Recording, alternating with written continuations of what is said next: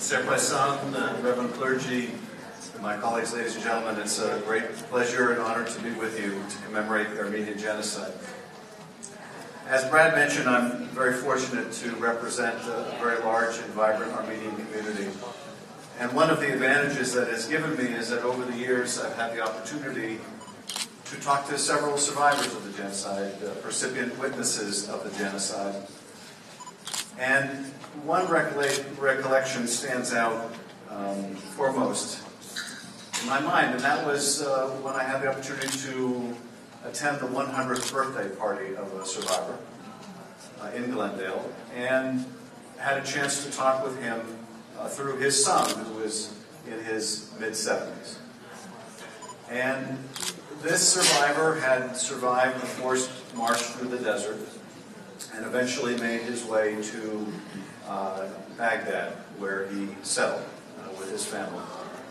And he told me about how during the 1940s, when there was a crackdown on Jews in Iraq, and Jews were fleeing Iraq to go to Tehran, friends of his in the Jewish community came to him and asked for his help. He was a truck driver, and his route went from Baghdad to Tehran. And he helped these Jews escape persecution. He helped by smuggling their valuables out of the country, which they were not allowed to bring with them. And his son told me that at the time he asked his father, "Why would you do this? If they catch you, they'll kill you."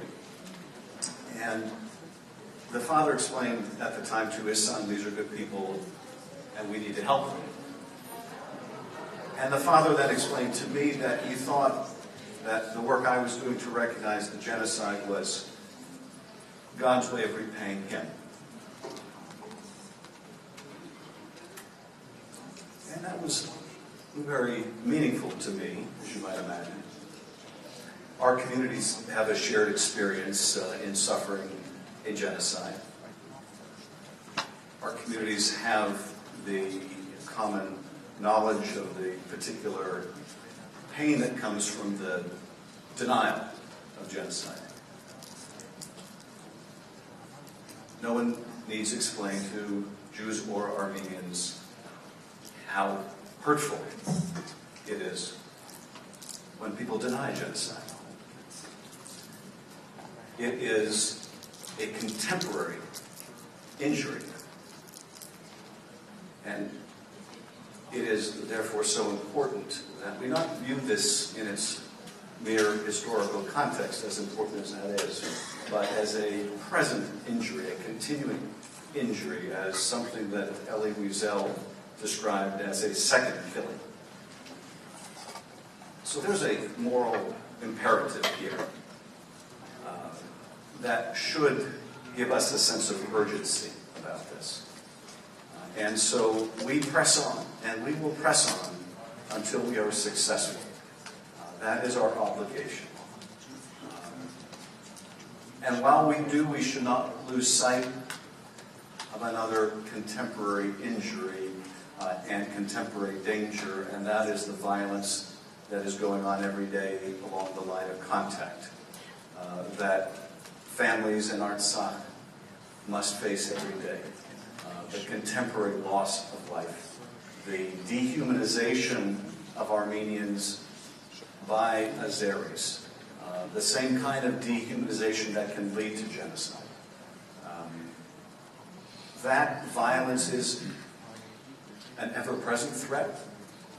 That violence could at any moment result in a conflagration in the region, in which people all over the world will suddenly pick up their newspapers and wonder, where is this place that has now erupted into a full-blown war? We must insist on the installation of ceasefire monitoring equipment. We must insist that our representatives to the Minsk process call for an utter cease in the violence. And we must be willing to hold those responsible accountable. It is not enough for us to say we ask both sides to refrain from violence when one side is the belligerent. That is a green light to more violence. So these are two very important and contemporary challenges.